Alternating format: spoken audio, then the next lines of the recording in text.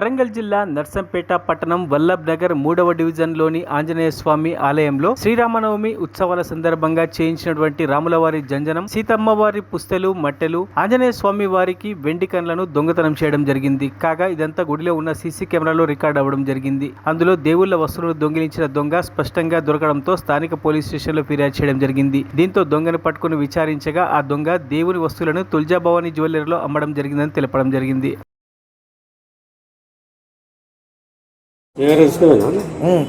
అయిపోయింది.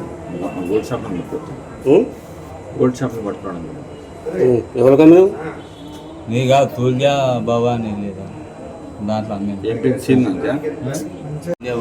ఇక్కడ ఇక్కడనే సెంటర్ కానీ షాప్ పేరు ఏం పేరు? తుల్జా భవానీ అని చెప్తున్నాను.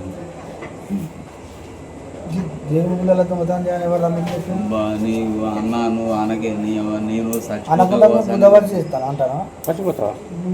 మంది చంపుతావు అన్న ఇక తీసుకుని